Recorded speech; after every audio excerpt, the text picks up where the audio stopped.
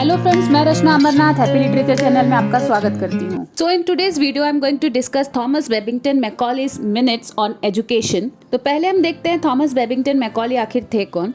तो ये colonial period की बात है, मतलब जब ब्रिटिश इंडिया पे रूल करता था तब की बात है। मैकॉली एक पोएट थे, एसेइस्ट थे, राइटर थे, इसलिए उनको ग्रेट स्कॉलर ऑफ इंग्लिश कहा जाता था।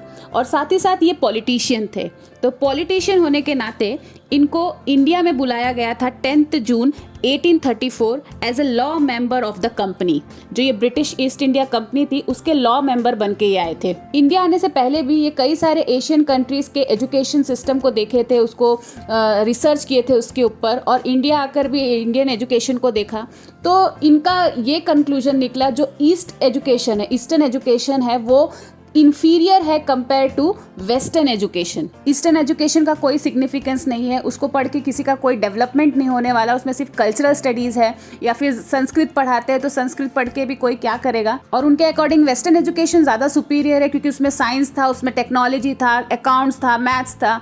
तो ये सब चीज़ों से क्या होता है, एक पर्सनल ग्रोथ होता है, पर्सनल डेवलपमेंट होता है, और कंट्री का भी डेवलपमेंट होता है। तो इस बात पे उन्होंने जोर दिया कि वेस्टर्न एजुकेशन होना चाहिए। लेकिन वेस्टर्न एजुकेशन तभी इंट्रोड्यूस कर सकते हैं जब मीडियम ऑफ इंस्ट्रक्शन इंग्लिश हो, मतलब जिस लैंग्वेज में पढ़ाया जाएगा वो इंग्लिश होना चाहिए। हिंदी या फिर संस्कृत या पर्शियन लैंग्वेज में पॉसिबल नहीं है। So his main argument was eastern education is superior to western education and western education could only be taught through the medium of English. तो उन्होंने इस मीटिंग में अपने पॉइंट्स को प्रूव करने के लिए इंग्लिश लैंग्वेज का बहुत सारा बेनिफिट बताया कि अगर इंग्लिश लैंग्वेज इंट्रोड्यूस होगा तो क्या क्या चेंजेस आएगा। तो वो बोले कि अगर हायर एजुकेशन इंग्लिश में हुआ तो जो एजुकेटेड लोग वहाँ से निकलेंगे वो कैसे होंगे, वो ब्लड और कलर में इंडियन होंगे, लेकिन टेस्ट, ओपिनियन, मॉरल और इंटेलेक्ट में ब्रिटिशर होंगे, मतलब इंग्लिश होंगे। Now let's see in detail Macaulay's minutes on Indian education. On February 2, 1835, British historian and politician Thomas Babington Macaulay delivered his minute on Indian education. Minute क्या होता है? कोई भी मीटिंग होती है तो उसका जो कंक्लूजन निकलता है, जो भी डिस्कशन हुआ रहता है उस मीटिंग में, तो उसका रिटन रिकॉर्ड, मतलब रिटन रिपोर्ट जो होता है उसको बोलते हैं minute. Sought to establish the need for Indian natives to receive an English education, The famous Lord Macaulay's minute settled the dispute in favor of Anglicists. तो इंडियन एजुकेशन को लेकर दो ग्रुप डिवाइड हो गया था, एक था ओरिएंटलिस्ट और एक था एंग्लिसिस्ट। जो ओरिएंटलिस्ट थे वो इंडियन एजुकेशन, मतलब जो ईस्ट एजुकेशन होता था उसको सपोर्ट करते थे, मतलब वो संस्कृत को सपोर्ट करते थे, कल्चरल स्टडीज़ को सपोर्ट करते थे। और जो ये एंग्लिसिस्ट थे वो वेस्टर्न एजुकेशन को सपोर्ट करते थे। तो मैकॉली के मिनट्स जो है वो एंग्लिसिस्ट के आइडियाज़ को सपोर्ट किए, फेवर किए। Lord Macaulay believed that Indian learning was inferior to European learning, which was actually correct in terms of physical and social science at the time. In his minute on education, he justified the use of English as the medium of instruction and also the teaching of Western education to Indians. He lampooned, means he criticized Indian knowledge and languages and thought them completely worthless. उनको क्या लगता था, ये सब Indian knowledge, Indian language जो सब है वो वर्थलेस है, उसका कोई वैल्यू नहीं है। उन्होंने एक स्टेटमेंट दिया था इंडियन लिटरेचर के ऊपर, a single shelf of good European library was worth the whole native literature of India and Arabia. तो इसका क्या मतलब हुआ, जो यूरोपियन लाइब्रेरी है उसका जो सिंगल शेल्फ होता है, मतलब एक जिसमें 10 से 15 बुक्स आते हैं, वो पूरे इंडियन लिटरेचर से उसका ज़्यादा वैल्यू है। उसके सामने इंडियन लिटरेचर और अरेबियन लिटरेचर का कोई वैल्यू नहीं है, कोई वर्थ नहीं है। He also believed that Western science was far superior to Indian knowledge. It is, I believe, no exaggeration to say that, मतलब ये जो भी कुछ अभी बोलने वाले हैं वो ज़्यादा नहीं कह रहे हैं, मतलब जो फैक्ट है बस वही बता रहे हैं। That all the historical information which has been collected from all the books written in the Sanskrit language is less valuable than what may be found in the most paltry abridgments used at preparatory school in England. तो ये क्या कह रहे हैं यहाँ पे कि जो भी हिस्टोरिकल इन्फॉर्मेशन इन्होंने कलेक्ट किया जो कि संस्कृत लैंग्वेज में लिखा था, उसका वैल्यू इतना लेस है, उतना कम है उसका वैल्यू, कि जो इंग्लैंड का प्रिपैरेटरी स्कूल का जो सिलेबस है, बुक्स हैं, वो इससे ज़्यादा वैल्यूएबल, मतलब प्रिपैरेटरी मतलब जो भी एलिमेंट्री स्कूल होता है, जो बेसिक स्कूल होता है, उसके सिलेबस, उसके बुक्स इससे ज़्यादा वैल्यूएबल है।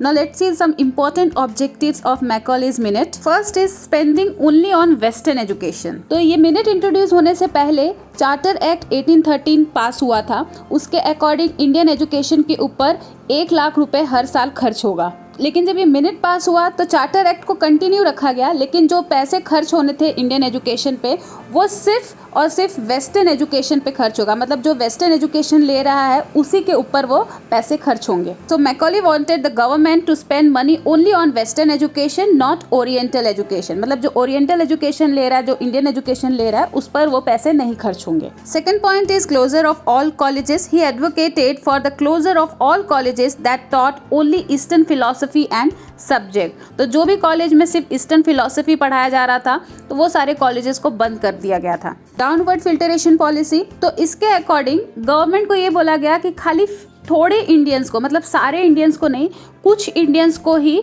एजुकेट किया जाए और फिर वो जो एजुकेट होके निकलेंगे वो बाकी इंडियंस को एजुकेट करेंगे। तो इससे उनका जो है ना थोड़ा पैसा बच जाएगा।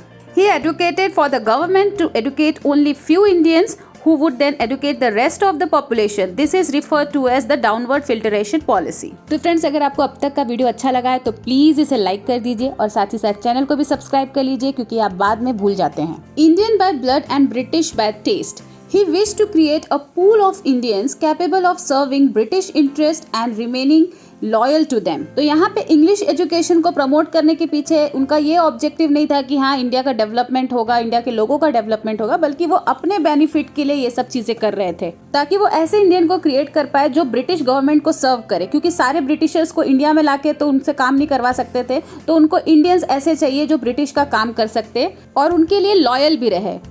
This group would be Indian by blood and color, but English by taste, opinion, morals and intellect. Now let's see the characteristics of Macaulay's Minute.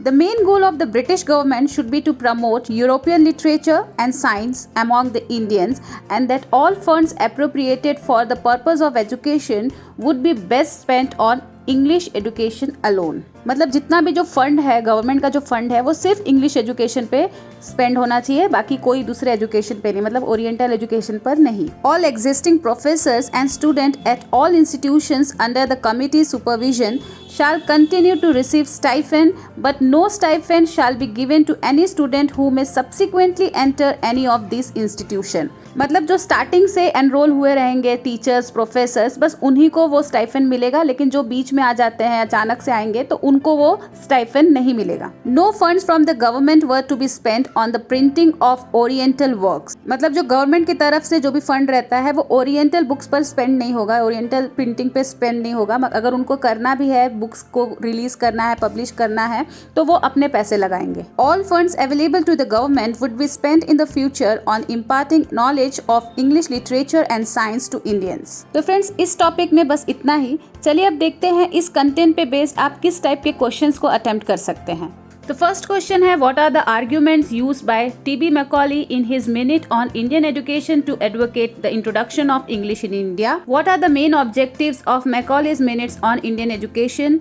Discuss the contribution of T.B. Macaulay's in promoting English education in India.